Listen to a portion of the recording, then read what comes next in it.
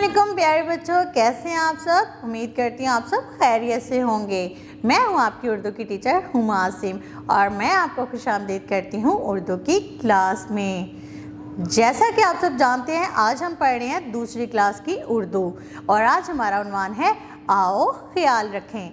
जी, तो हमें चाहिए कि हम एक दूसरे का ख्याल रखें। हमारे प्यारे नबी हज़रत मोहम्मद सल्लल्लाहु अलैहि वसल्लम ने जानवरों और परिंदों का ख्याल रखने की ताकीद फरमाई और इन पर सख्ती करने से मना फरमाया। हमें चाहिए कि हम इन्हें कैद ना करें। एक जगह पर नबी पाक सल्लल्लाहु अलैहि वसल्लम का फरमान है, तुम ज़मीन वालों पर रहम करो, आसमान वाला तुम पर रहम फरमाएगा।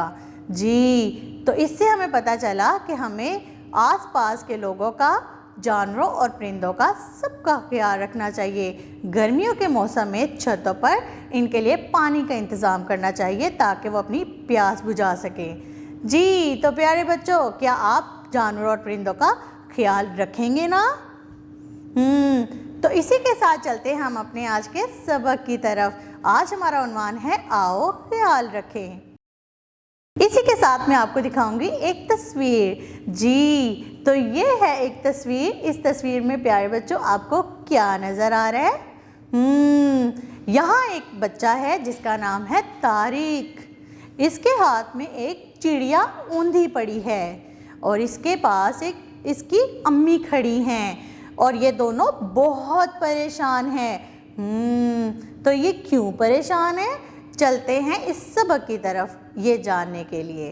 जी, तो हम शुरू करते हैं अपना आज का सबक। जी, तो प्यारे बच्चों, आज का हमारा सबक है आओ ख्याल रखें। चलते हैं इसके ख़ास अल्फाज तलफ़ुज़ के साथ। ज़ख्मी, ज़ख्मी, पट्टी, पट्टी, बंदोबस्त, बंदोबस्त, परेशानी, परेशानी, तरगीब, तरगीब। तारिक एक अक्लमंद और रहमदिल लड़का है। वो अपने तमाम काम वक्त पर करता है, अपने वक्त पर पढ़ता और वक्त पर खेलता है। एक दिन खेलते खेलते उसने सहन में एक ज़ख्मी चिड़िया देखी। तारिक ने झट से चिड़िया को पकड़ा और अम्मी जान के पास ले आया।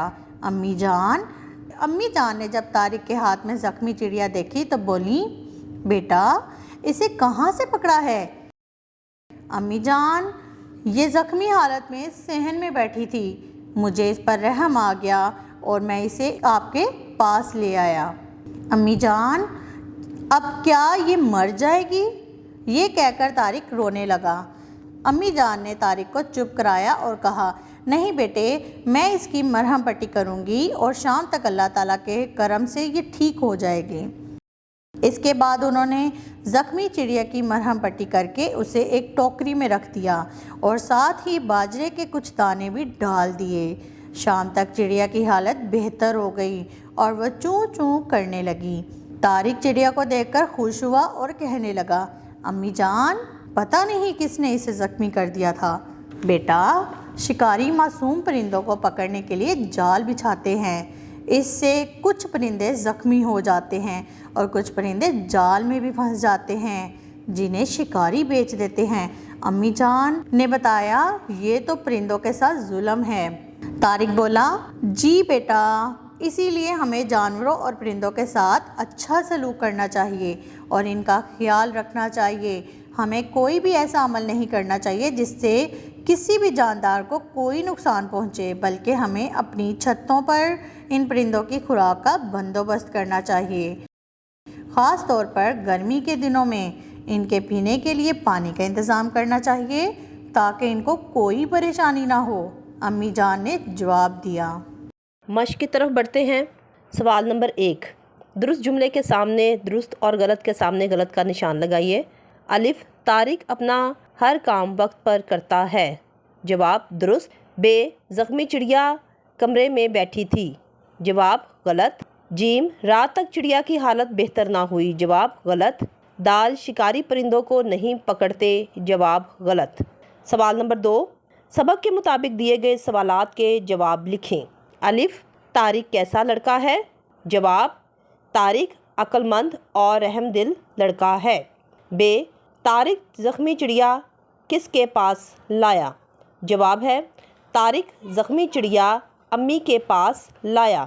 جیم ہمیں جانوروں اور پرندوں سے کیسا سلوک کرنا چاہیے؟ جواب ہے ہمیں جانوروں اور پرندوں کے ساتھ اچھا سلوک اور ان کا خیال رکھنا چاہیے۔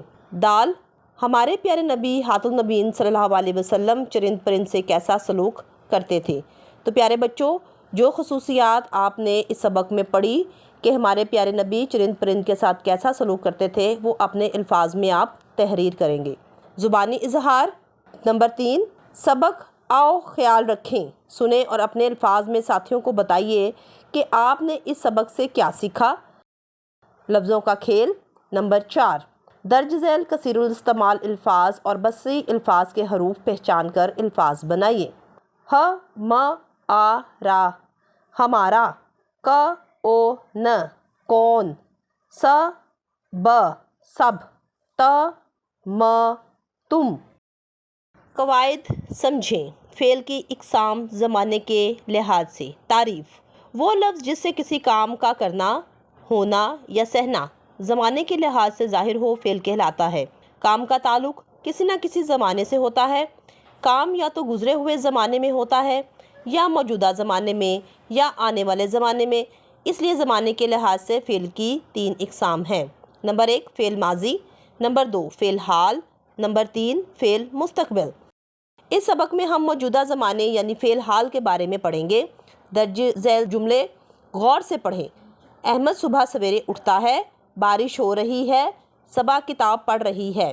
اوپر دی گئی مثالوں سے پتہ چلتا ہے کہ جملوں میں ہونے والے تمام کام موجودہ زمانے میں ہوئے ہیں یا ہو رہے ہیں۔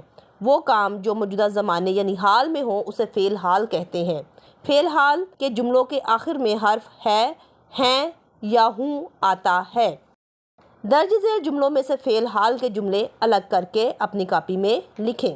اسد تیز دوڑے گا، دادا جان کتاب پڑھ رہے ہیں، چڑیا گھونسلہ بنا رہی ہے، پرندے اڑ رہے ہیں، امی حلوہ پکائیں گی، لڑکے فرش پر بیٹھے ہیں۔ تو پیارے بچوں، ان جملوں میں سے جو فعل حال کے جملے ہیں وہ یہ ہیں: دادا جان کتاب پڑھ رہے ہیں، پرندے اڑ رہے ہیں، لڑکے فرش پر بیٹھے ہیں، چڑیا گھونسلہ بنا رہی ہے۔ مذکر مونث درج ذیل جملے غور سے پڑھیں۔ چڑا اور چڑیا درخت پر بیٹھے ہیں، چچا اور چچی کل لاہور جائیں گے۔ اوپر دیے گئے جملوں میں چڑا اور چچا کے الفاظ نر کے لیے استعمال کیے گئے ہیں، اسے مذکر کہتے ہیں، جبکہ چڑیا اور چچی کے الفاظ مادہ کے لیے استعمال کیے گئے ہیں، اس کو مونث کہتے ہیں۔ نمبر 7 درج ذیل مذکر الفاظ پڑھیں اور ان کی مونث لکھیں۔ مذکر نانا، مونث نانی، پوتا پوتی، دادا دادی، نماسا نماسی، بیٹا بیٹی۔ تخلیقی لکھائی نمبر 8 دیے گئے الفاظ املا کے لیے تیار کر کے درست املا اپنی کاپی میں لکھیں۔ تو بچوں، الفاظ ہیں شب، کوثر، مسلمان، خیال، پیالہ، محنت، سلام، شاباش، فلاح اور اقبال۔ نمبر 9 فرض کریں کہ آپ نے گھر میں ایک بلی پال رکھی ہے اور آپ کا چھوٹا بھائی اسے بار بار تنگ کرتا ہے، آپ اسے کیسے سمجھائیں گے؟ 5 سے 7 جملوں میں لکھیں۔ تو پیارے بچوں، یہ آپ نے تخلیقی کام اپنے فہم کے ساتھ کرنا ہے۔ عملی کام، آپ کا اپنے دوست سے جھگڑا ہو جائے تو آپ اس جھگڑے کو کیسے حل کریں گے؟ اپنے پسندیدہ پالتو جانور کا خاکہ بنا کر رنگ بھریں اور جماعت میں آویزاں کریں۔